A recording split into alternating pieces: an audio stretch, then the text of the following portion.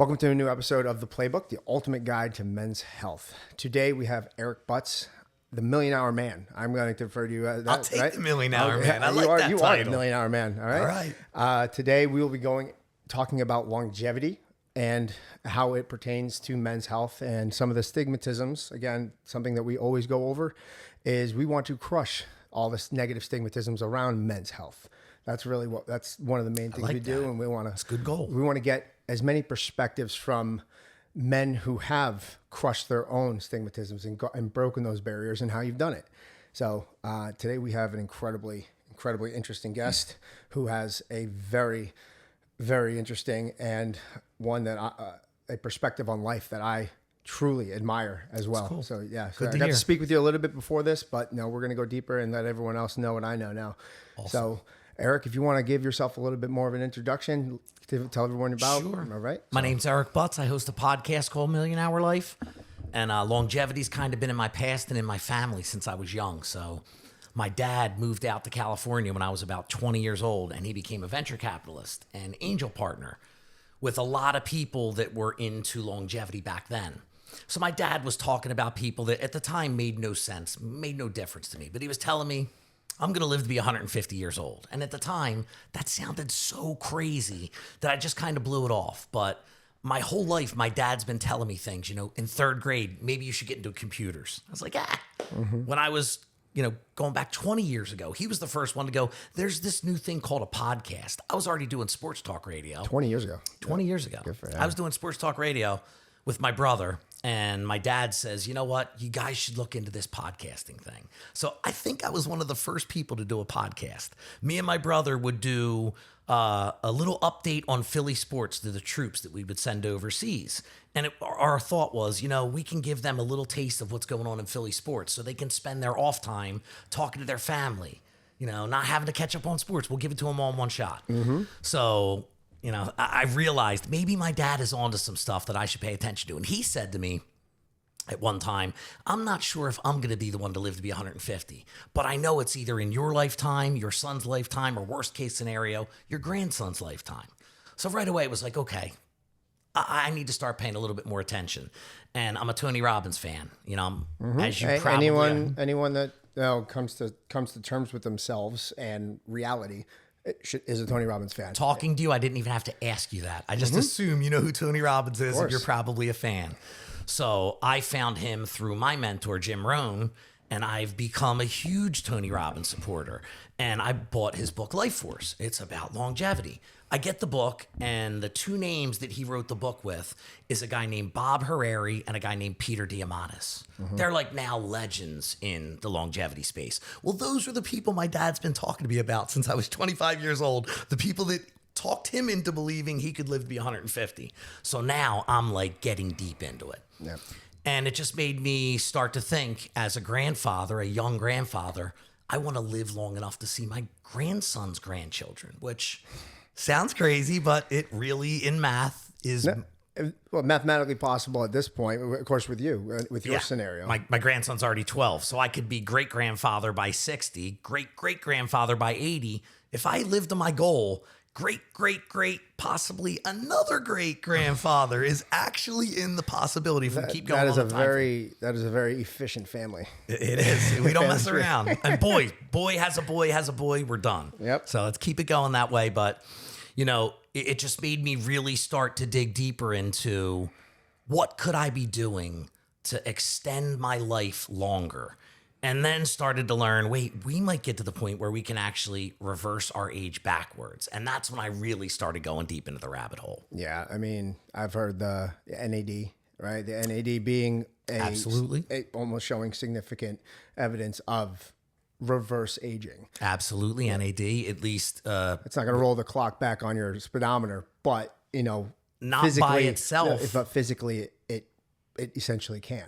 Yeah, when the person who I have talked to that's the smartest about longevity is a girl named Dr. Heather Riggs down in Florida. And she actually did a podcast with me where she showed her blood results, flipped her phone around, used the same app that I used. By the way, I spent 10 years trying to get myself to be younger, to then finally splurge to get the biological age test. I'm 50.5. My biological age is 50.5. So I realized, like, okay, I could have done worse. I have friends that would probably have been 60, 65. But I went, you know what? I need to get a little bit of help on making sure I'm doing everything I can to try and live as long as possible. So, And the main thing you did was blood work. absolutely. Blood work was... And that's one of the things that we harp on. We harp on at game day. We offer a free. That's our thing. This isn't even a plug. Yeah. We offer a free consultation and a free blood examination where it goes a full blood panel, including testosterone, PSA levels, the works. That's amazing. Free. That's amazing. And it's like a $300, $400 value with insurance at your primary care and all that stuff. And that's the one thing. That's our bread and butter. That is what we pride ourselves on, because we know that is the most important, and it is the most important indicator. My first question, health. Whenever anyone says I'm into longevity, my first question is, how often do you get your blood tested? And if their answer is like, I don't, I'm just, then you're literally just winging it. And how do you measure what you don't test? So I'm a twice a year religiously now. I will get my blood tested twice a year for the rest of my life at minimum. Listen up. Listen. If you haven't gotten your blood taken, if you've done analyzed, come into game day for your free one. You should, because the people who are like, no, don't worry, I go to my family doctor and get my blood tested. It's like they're measuring so few metrics that you don't really know. And they're just telling you you're not dying. Exactly. It's not healthcare. It's sick care. They're not telling you how to be optimal. They're not holding your results to an optimal standard. They're holding your results to the standards of you need help or you don't need help. Yep. And when you get to the point of needing help, it's already too late. Exactly. And you shouldn't have to live like that. Exactly. Oh my God. So testing to me is key. And then, how well you go through your blood work and really try, I call it like, I try and gamify my blood. Sure. My doctor prints out my blood work and he makes everything either red, yellow, or green, depending on whether it's good, you need to work on it, or red, you really need help here. So when I started, my blood results looked like McDonald's. Everything was red and yellow. There was almost very little green, where I had to ask, why is all the red and yellow? He explained it to me. Well, my doctor even knows how serious I'm taking this, because after just 1 year of blood tests and then going back after 6 months, doing everything he told me to do, I literally printed out my game plan for what I needed to do to get my blood better. And I put it right in front of me on my computer at work every day. So I am constantly looking, am I doing that? Yep, I'm doing that. Yep, I'm doing that. All right, I'm good. So within 1 year, I got my blood work from almost everything being red and yellow to almost everything being green. That's incredible. Yeah. That really is. Yep. And almost every man can do that as well. There's no reason why you can't. If I did it, I will tell you, I was a guy who I was a skinny kid who stayed chubby to fat, let's call it, for a good 25 years of my life. And then totally turned it around when I started paying attention to what mattered. So the origin, I really enjoyed hearing about this. The origin of, the million hour vision, million years, right? Oh, sorry, a million hours. And what does that equate 114 years and 2 months. Okay. So really just above, 114 years. Yeah. And really, I want to live to 115 because I don't want to get to my goal and die right away. No, of course not. I want enough time to celebrate. So give me another 10 months and then I'll call it good. I mean, hey, you celebrate correctly. 2 months is perfect. Exactly. Most people need a vacation after a week, but you told me that, it really clicked. It really clicked when you had your grandchild. Yes. And your grandchild looked at the dog, and you saw the gears circling, like that dog. And when she learned, like, that dog isn't going to die. Oh, it wasn't even seeing anything circling. He was very vocal to say, okay, yeah. How many years does the dog have left? And I tried to break it down into dog years, to try and stretch it out a little bit. That's worse. And he knew enough to divide it by 7 and start to panic a little bit. So I'm like, you know what? Before you worry about how many years the dog has left, we don't live years with anybody. It's every hour. How many hours do we have left with this dog? I figured the bigger I could get the number to be, the less panicking my grandson would be about possibly losing his best friend. So when we figured out it was somewhere, I want to say 75 or somewhere between 50 and 75,000 hours that he had left. And then it just made me go, how many hours do we live? So doing the math on how many hours we live, I went, oh, okay, hold on. What would it take to get to 1 million? And that's where A 114. 114 came up. I to love say. that. No, but honestly, that perspective and that viewpoint, if applied to everything, right? I only have a week to do this. No, you've got what? You've got 154 hours to do it. I always did it at work. Yep. When other people would say, I have 3 hours left. Or was it, no, what, you have 200, something like, it's Yeah. over that. It's like I'm at work. 254 hours. Yeah. You're doing better math than I would do off the top of my head. But, in work, it's like other people would say, we got 3 hours left in this place. And in my mind, I'd think that's 6 sitcoms. All we got to do is think we'd watch 6 sitcoms and the time flies by. So I guess I've been equating time differently most of my life. But as soon as it got to the 1 million hours, it was like, wait, hold on. If this number is 1 million hours, from what my dad's told me and what I've been learning, I think I could get there, even though it does sound crazy because right now there haven't been many people that have lived to 1 million hours old. No, I think you can probably count them on both hands. Yes. Yeah. Just to get, I'm a former mechanical engineer, so I want to give myself a little bit of grace here. Talking back and forth, I wasn't really able to compute. But 7 times 24, 7 times 2, 140, 7 times 4, 28. You got 168 hours. That's there you go. All right. Good job. No, I'm not going to let Clarifying that. I'm not your going to math. let that be public knowledge on the internet. That is no. Definitely an engineer. Yeah, right. For that reason, you also had to correct your math. So I get it. All right. But so, and one quote I love, I can't, assign it really at this moment, but it goes along the lines of something like, if your dreams don't scare you or your goals don't scare you, they're not big enough.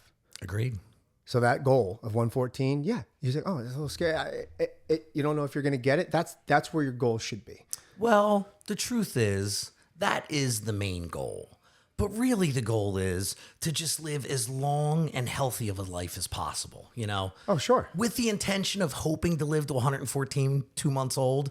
If I live to 90, but at 89, I'm playing pickleball and walking my dog on the beach, and then I die at 90, I still won this game, I didn't reach my infinite goal of No, a but million hours. setting your goals to a certain point where even if they're not achievable, like, so was Lombardi, I believe Vince Lombardi's his Greatest quote quotes was ever. So we strive for perfection and settle for excellence. I like that. Something like that. So, I like what, that. we can strive for perfection. We can strive for those 114, but you know what? I'll settle for 96. Yep. All right, 96. A healthy 96. Yeah. Like I said to you the other day, what I don't want to do is watch myself deteriorate over a 10-year period like I see older people do now. And I watch them go from, call it 75 to 85, and they're just getting worse and worse and worse. I want to stay steady and then just die. Great. No, honestly, it's because it's about quality of life. And if you're quality, you can be hooked up to a machine for 5 years. And that's no way to live. Like anything. Exactly. Quality more important than quantity. But my goal is 2 goals, really.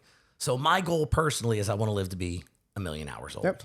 The goal of my podcast is if I can get enough people on board with me to just learn with me, and I can get to grow this to 100,000 people that just extend their life by 10 years, then while I've selfishly learned how to live 1 million hours, I've created 1 million years of additional life on Earth. So to me, I had to figure out a way to make this not just about me, because I do more and I can accomplish more when I'm doing it for others than I can doing it for myself. So It's a very selfless act. and if really that's the one more important, because like I said, I live to be 90 and I'm healthy, great.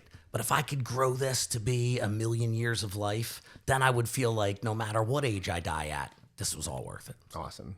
So, to that, affecting just 1,000 people, you said? 100,000 people live in 10 years. Exactly. So that if you were able to, for 10 years, to be able to give someone some sort of knowledge, some sort of that you've learned and seen, what are the 3 things? What are the 3 things you could tell somebody that could potentially make, if they make the changes right now in their lives, no matter how old they may be, that they can potentially add 10 years to their life simply from doing these 3 daily tasks? So I'd have to clarify the question. Are we talking about someone who is overweight, not living a long life now and wanting to totally turn things around, or someone who's already doing things and just wants like, what do I do to take it to the next level? So let's start. Different answer. Let's start with the people because most people believe that they're living an okay life. Okay. I'll put it that way, right? Yeah. So most people don't even admit or know that they are at the part where you're talking about first. Yeah. So let's talk about that other one where,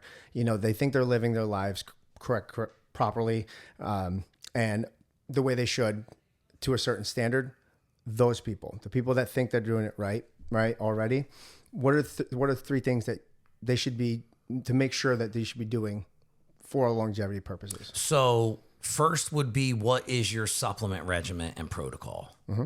Because if you're not measuring through blood and then supplementing based on what your blood results say, then you're just making really expensive urine.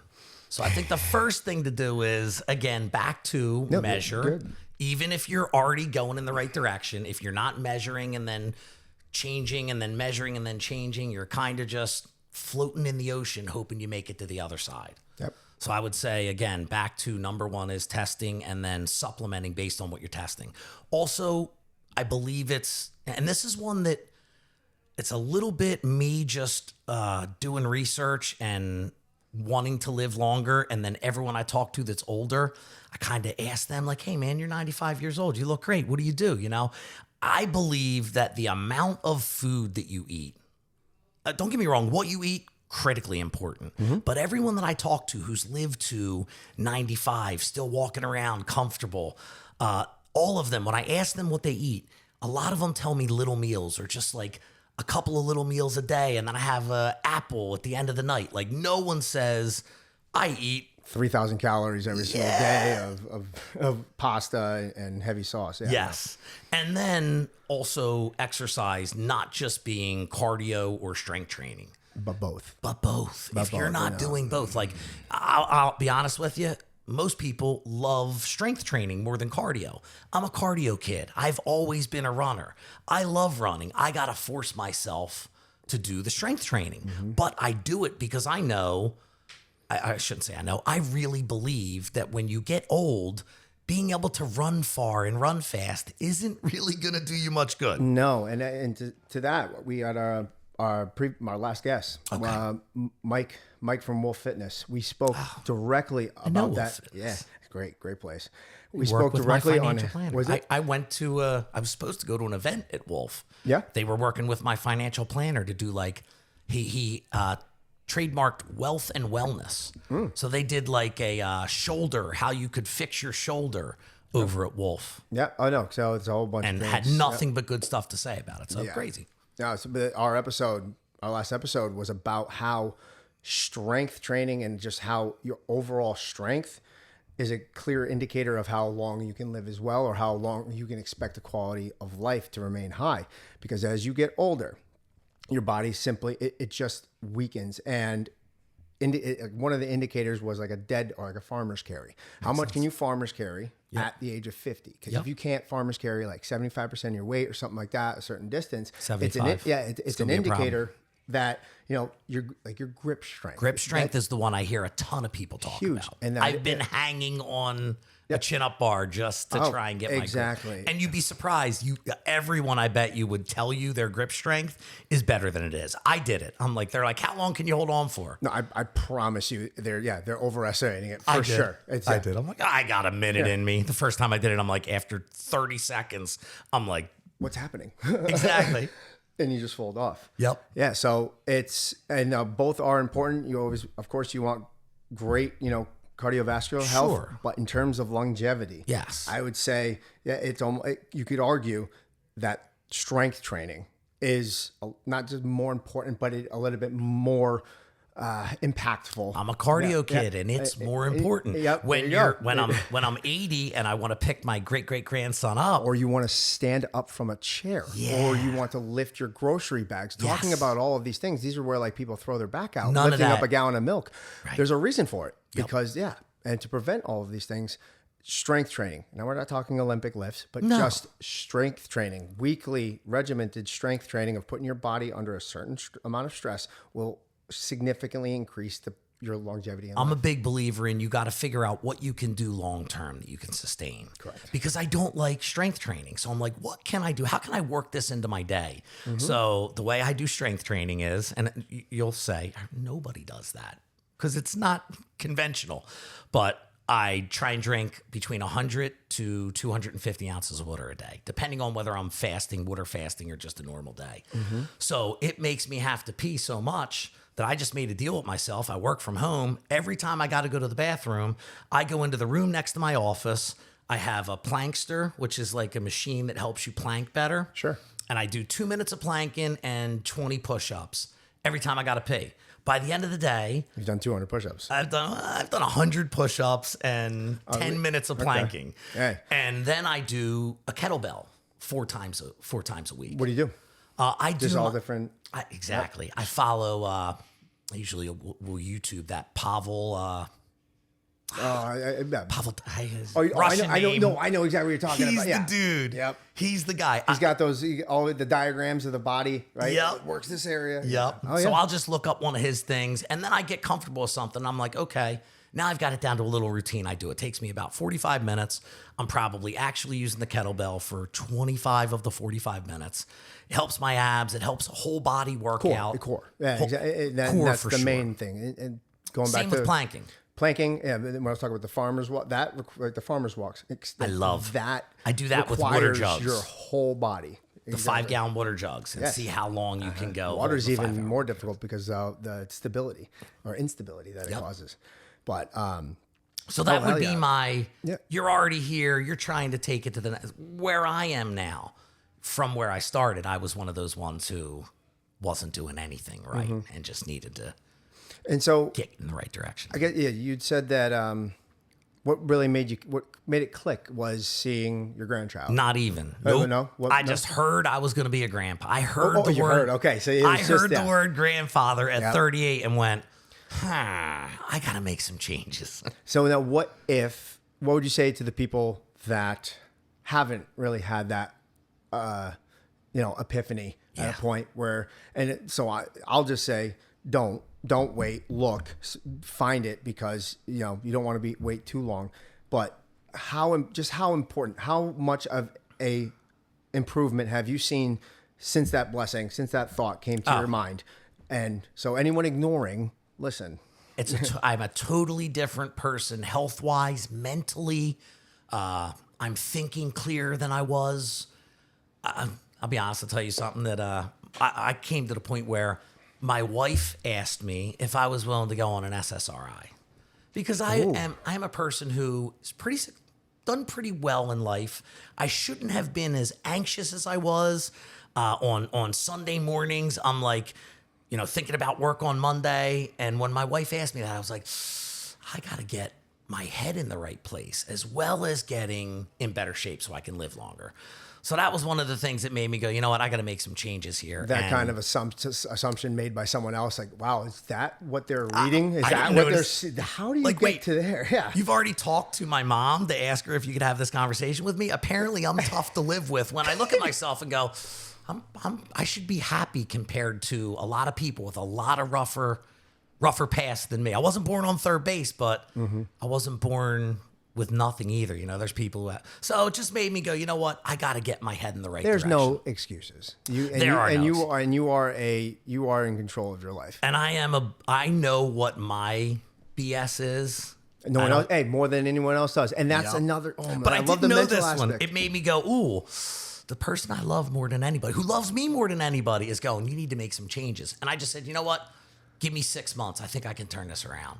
And then it was like, okay, now I'm going to really focus on how to get myself mentally and physically, where at the end of the 6 months, she's going to be like, yep, you're good, which is exactly what happened. And that was the ultimate validation from that person. I love how you say that because I'm recently engaged myself, and I got to tell you, nobody's opinion matters more than hers, including my own. Nope. So as long as she's happy, looking forward, because I know, right, and this is one thing you can see. I know we're the men's health podcast, right?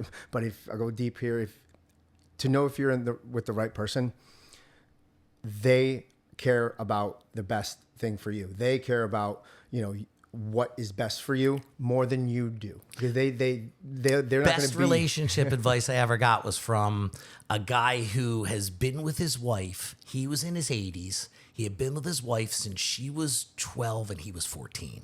They never broke up once. He doesn't even remember when they ever fought. So I'm like, same thing. When someone's living long and I'm like, how did you do it? When someone tells me they've been married that long and they're that happy, I'm like, buddy, what's the one tip you could give me? And he said, it's real easy. You got to be 60-40, but both people have to be 60-40. Everybody tries to be 50-50. No. When you try and be 50-50, you got to keep score on what you're doing, what I'm doing. Where when you're 60% for them and only 40% for yourself, and they're 60% for you and only 40% for themselves, it's never a tit for tat. It's no one ever keeping score. So to me, as soon as he said it, I was like, and I thought, oh, we're both 60-40. I think that's why this works so well. So hopefully you got that same situation. But for sure. What I would tell like the fat me version of me. Yeah. So let's get to that. Let's get to the the people that really small changes, small tiny ones can make a massive difference. They don't have either the focus, or they don't have the trust, or what are the things that they can do on a daily, so in terms of just waking up or going to bed, or just a checklist of something they can do during a day. Even waking up and going to bed sometimes, that's one of the hardest things for people to fix. Their schedule is their schedule. Because that's not the problem. Yeah. It's the problem during the day. It's a root cause. What's keeping me awake? What's making me overthink? Why am I struggling to wake up in the morning? Yeah. So before I would get there, don't get me wrong, sleep is critical. It's one of my goals in 2026. One thing I'm focusing on is trying to get my sleep better. I sleep pretty well, but I don't measure it. I don't have an Oura ring. I'm not paying attention to. You have an Apple Watch at all? I do have an Apple Watch, but we broke up, and I don't think I'm going back Apple Watch. I think I'm going Ring. Ring? Okay, Yeah. No, but for sure. I did, but I would do it, and you buy an app, and you don't have to keep the app forever, right? Yeah. But just Enough again to measure it. To measure, just like you measure your blood, get your thing. I needed to measure it. I needed to see it was fun because I was like, wow, okay, get my heart rate all the way down to 4. Gamify your sleep. Yeah. Why not? So where I would really start is like the first is hydration. There's so many problems people have that they don't realize it's because they don't drink enough water. And it happened to me. I had so many problems that I thought were gastro problems, or, I'd always have, throat issues. And as soon as I started drinking 100 ounces of water a day, most of that fixed itself. Plus I started feeling better overall. And that's an easy one. Like get a 30 ounce 32 cup, to 48 ounce. Bring that in the shower with you in the morning. Bring it and then everywhere. that way, when you get out of the shower, you're halfway through your water goals. Fill that thing back up again 1 or 2 more times for the day. You are halfway by lunch. And you're hitting goals you've never hit with drinking water. And I really believe that, our body's 80 to 90% water, depending on how old we are. So apparently it's pretty important. So that to me is one of the first places to start. And then just get your steps in. Start with, okay, don't go crazy. I know strength training is important, but for a lot of people, again, that's putting time aside. Everyone walks. Park your car further away when you go to the mall. Figure out how you can get to 5,000, hopefully 10,000 steps. And then count your calories to figure out what weight you want to get down to. Multiply that weight times 11. And only eat that many calories a day, because it really is calories in, calories out. There's other things to it, but again, we're going to basics. Start with and if you're you're people that are, if you're somebody that can potentially lose 100 pounds or more, I'm not going to say your macros aren't important, all right, but calories are more important. Critical. No, it's more important. So I like it. So stop worrying about. Don't let that deter you, because so many people like, oh, it's so difficult. I got to figure out how much protein and carbs and this and that. Like, no, it's where you want to get to. It's not where you want to start. No, exactly. Figure out your calories. Then you can manipulate it once you have a better idea of the amount of calories that you are taking. Then you can. It's just baby steps. Then supplements. Start with just making sure you're taking a multivitamin. Make it a methylated multivitamin, so your body's most likely absorbing as much as it can. Also, figure out from your blood work, do you need vitamin D? Because everybody needs vitamin D. Almost everybody does. And 99% of people need vitamin D in the winter months. And absolutely, especially where we live. Exactly. And it's so easy. You take a little pill. You can get them on Amazon. It's 5,000 IUs of Vitamin D. Your body will get rid of what it doesn't need. It's almost like a no-brainer. I think I'm right. Even if you don't test your blood, I think you could just take vitamin D. And like I said, your body's going to secrete out what it doesn't need. Oh, correct. No, and you're going to know you're getting your vitamin D, where I think the studies were during COVID, because they realized a lot of people's issues were people who had vitamin D deficiencies. I think it was like 75% of the people And the reason tested. being is, during COVID, don't go outside. Can't go outside, exactly. And Not that we do when it's not COVID. Still, exactly. We still don't What's get your it. excuse now? 3 years later. We still don't get it from the sun. So. Another main thing about vitamin D as well, all right? You could be taking your multivitamin, you could be taking all of these different supplements. If you don't have enough vitamin D, your body can't absorb all of the vitamins themselves. And the amount of vitamin D in a multivitamin, I will tell you this, guys, is not enough to support the absorption of everything in the multivitamin. So increasing your vitamin D, that is number one for sure. So that would be my advice for the me of 10 years ago, who just needed to get unfat and get things in the right direction. So you had told me also that you had a little bit, you had a journey or some negative experience to start with your testosterone. Yes. Kind of figuring that out at one point. That kind of really came at you when you got those results back. That was a little bit before longevity, actually. Before I started. I want to say I was 36 years old when I found out I was going to be a grandfather at 38. So at 36 years old, I realized, and I never knew why people weren't driven. Like, I didn't know why people didn't have that, because I just always had it. I never went anywhere to become driven. I just was. And all of a sudden, I'm driving myself to work. I used to work 14-hour days, not even blinking an eye. I'm driving to work, getting a 24-ounce coffee at Wawa, pulling over, drinking it, napping for 45 minutes so I can go in and do an 8-hour day. And I'm like, this is not me. Something's up. I think a lot of people listening can relate to that. I've had friends of mine since this that I'm at a party with them, and I'm like, bro, you get your testosterone tested yet lately? No, I'm good. I'm like, maybe you should get your testosterone. And a couple of them come back to me and went, you're right. Hey, Shy Guy. Yeah. You're right. Yep. And the ones that do get tested, they are gleaming in the face and they just show a noticeable difference when they come back. And no one's afraid to admit that they're taking it once they're taking it. No. The biggest kind of stigma for guys is coming to the conclusion or coming to the realization that I need it. They feel less manly. Exactly. Right. I didn't have that. I was just like, no, you don't. Do I want to do this? I was 35 or 36. So I'm like, shoot, this is something I'm going to have to be on forever. Sure. If you want to perform and be optimal, or if you want to feel like you're 30 until you're 60, 70 years old, you can't do it naturally. Very few people can. Talk about optimal. Yeah. I started out when I got my testosterone tested. It came back at 180. So it was like, you're not optimal. You're not suboptimal. You're like, testosterone is almost not existing. So I tried to go, you know what? I'll start with the gel. At the time, you could either do gel or something. Not under your arms. You either put it like on your thighs or on your shoulders. And I did that for a few years. But it was really tough to get it to be consistent. One time I would get my testosterone tested again and it would be 250. And it's like, shoot, that's not where I wanted to be. And then I would feel like I was taking the same amount and I would go back a few months later and then my testosterone would be 900. And it was like, wait, I'm taking the same amount. So it just got to the point where I finally went to a functional medicine doctor, which is what you really need to do. Your regular family doctor is never going to get you from where you're at to where you need to be. Not to mention the breakfast I was talking about before, that blood test where you test for your testosterone levels. Most primary care physicians don't test for it unless you ask. And even then, they don't give you the full results. They'll give you your total, but they're not going to give you your free. So in understanding that, it's like go to it, find a doctor that isn't getting a kickback or find a doctor that cares about you. I went back to my doctor who I couldn't get to stay in the room for me for more than 5 or 10 minutes. Yet I heard him talking to his drug reps about what kind of golf balls he liked for 20, 25 minutes. Right. I went back to him because he's the one who said, look, your testosterone's at 900. I'm not prescribing you this anymore. You're abusing it. And I was like, Doc, I have no look. Do I look like I'm trying to get jacked or something? Like, I don't abuse it. And by the way, you don't have to prescribe it to me because I've got 4 bottles of what you prescribed to me in my cabinet because I'm not overusing it. I think if anything, I might be underusing it.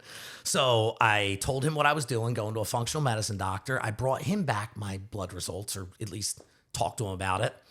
And for instance, I was like, I have the MTHFR gene. He didn't know what I was talking about. So there's this gene that I have that my body, and by the way, 44% of us have this gene deficiency, that your body can't turn folic acid into the usable form of folate. Okay. So when you can't turn folic acid into folate, your folic acid just stacks up. Well, people are like, I just won't have things with folic acid in it.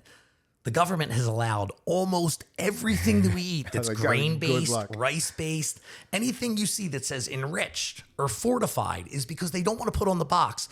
The government approved us to spray stuff on your food that's probably not healthy for 44% or probably all of us if we could just get folate from the food that we eat instead of having to spray it on everything. Yeah. So it was one of those things that made me realize, like, okay, that's my sick doctor, I call him now.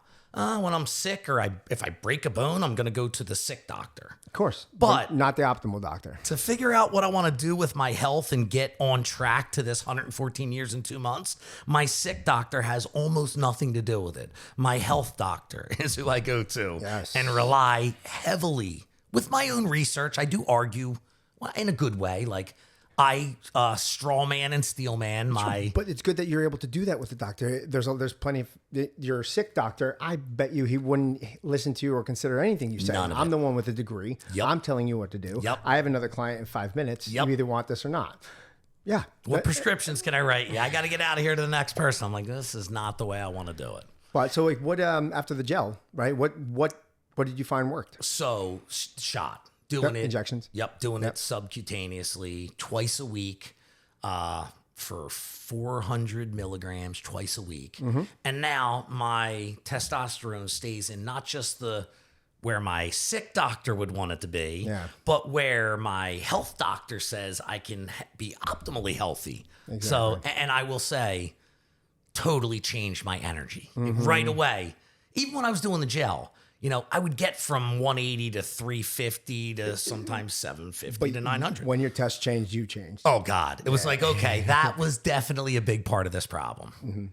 I mean, did you see any other residual effects? Obviously, so it sounds like your mood improved. Sure. I'm sure your sleep improved. Confidence, mental I've health. never had a sleep problem too much. I do sometimes struggle with, because I have an active mind, if I wake up in the middle of the night, I have trouble getting back to sleep. Okay. Magnesium has really helped me with that. Rub it on your feet. No, I take it. I take pill form. Oh, I love the idea. Rubbing it on your feet. You get magnesium I oil. have seen the magnesium oil. You rub it on the bottom of your feet. Okay. Right, that's it. So it seeps in, soaks in. That's a yep. I think I learned Tricks of the something trade here right tonight. there. I like that. Yeah. Ask your wife. Hey babe, can you get a foot massage? Yeah. Here's a reason. Give me one. My doctor prescribed it. Yeah. Oh man, that's a good life hack right there. Hey, if you need want your wife to do something for you, go to the doctor and say the doctor prescribed it. Hey, if you're 60-40, that means you should be rubbing my feet every night. You care about me more than you care about yourself. Sir. Get the hands out, start rubbing. Oh man. Oh, so 114 years, a million hours. 114 years will only be like 995,000 hours. That would suck. Oh man, just keep the machine on for 5 more hours. Yeah. Don't let the doctor in. Don't until 5 more hours. I will have my living will changed about at 110. That says now if I have enough money, keep me alive till I get to 114 too. Exactly. Pull the plug. Hopefully I get to pull the plug myself. But so I mean, I was fortunate enough to meet my great grandfather. Amazing. Yes, I'm Emmanuel Cameron the fourth. By the way. Oh shoot. I'm the fourth. So you met the OG. OG man. Oh shit. So we actually have a couple pictures of all 4 of us. And, that's crazy. Yeah, it's a. I've got really that. cool I've got my dad. So I can really appreciate you son. wanting to see 5 like that. I get it. I get it. I've already got 4. I've never seen much 5. So yeah. But hey man, I think we're getting close to the end right now. If you want to say anything else that you didn't get a chance to, because I just want to say this was fun. This was fun. Cool. Thank you for coming on. Thank you for Appreciate taking the time. having me. we're honored to have you. This is something that, will benefit so many men out there, so many people that hear this, having that perspective of changing the years to hours. I that right there may be one of the biggest takeaways more than anything, is just that perspective on life. I mean, we don't live years. No. We live minutes and hours, seconds. Yeah. I mean, most people can't keep track of that many seconds, but so I really, yeah. Would I live a billion seconds? What's going on here? Yeah, exactly. Yeah. But, man, I heard that and I knew this would be a good episode when you told me where this originated from, like the $1 Million Man, $1 Million. I'm like, okay, let's see what it has to say. Wow, it's genuine. It's organic where it came from. Well, hey, if you're listening, it's trademarked already, so you can't just start doing $1 Million Life stuff yourself unless you license it from me. So exactly. Yeah. I'm smart enough that I'm an intellectual property nerd. Hey, so go ahead. You will receive a cease and desist, or you will from receive a Mintz Levin, the best intellectual property attorneys in the country. Giving them a plug, Andrew Scale. All right. I mean, yeah. So, anything else before we finish? No. I mean, really, what I would tell you is, in the beginning, wherever you're at in your journey, just keep doing research. YouTube is an amazing resource after you get your blood tested and you listen to what your doctor says. Also, looking into new stuff, do research. Do research, though, not just, this looks cool. Check, throw it into AI. Does this interact with other things that I'm doing? What could the benefits be? What could the side effects be? Put that all into the pot, and then figure out whether it's something you add to yourself. And then I like quarterly doing things. Don't do too much at one time. Maybe every quarter add something extra. Or if you're at the beginning and you're just trying to get things off the ground, you want things to move faster, okay, do it every month. But don't start by trying to change 20 things about your life at one time. You'll just give up real quick. Yep. Where if you can slowly change, it's more likely to stay where you end up instead of just yo-yoing like most people do who even start. I love seeing that diagram, that depiction of a person taking, there's 5 steps right here, right? 5 steps to their goal. Yeah. And then there's 500 steps to their goal. Yeah. The first step on the 5-step picture, you can't reach. Yeah. You can't reach. It's too big. It's too big. But they're little. Break it down into little steps, you'll get all the way there. Exactly. And also, too, it's not steps like this in life or in anything. If it's downs. not like the stock market where it goes up and down and up, it's way less likely to be sustained. It's not real. Mm-hmm. So don't beat yourself up if you miss something. And I also say anything's better than zero. If you're having a crappy day and you're like me, where you're like, you know what, I just don't have 10 minutes of planking, 100 push-ups. Don't do 0. Do 20 push-ups and 2 minutes of planking. That is not a failure. And then get back on the horse the next day and get your 100. Don't let days go zeros, and you're more likely to stay on track. So, and if you like what we're talking about here, by the way, love what you're doing. Also follow me on $1 Million Life and be one of the 10,000 or the 100,000 people that's going to get 10 years of life with me. And I can confidently say I am one of those men. Right? Sweet. I've already subscribed. Dude, I can already see. Yep. You're going to be one of my poster children. Can I act like you were fat when I met you and look at you now? I think AI can put. There you go. Can generate that. It can generate that image. But hey, man, thank you very much. Dude, thanks for having me. You. Listen, it was awesome. So that was our episode today. We want to always thank the Frosted Nug in Carney's Point, Frosted Nug Dispensary, for letting us use this incredible facility. This has been Game Day Men's Health. This has been the Playbook, the ultimate guide to men's health. See you next episode. All right, awesome, man. Awesome. That was great. It was great.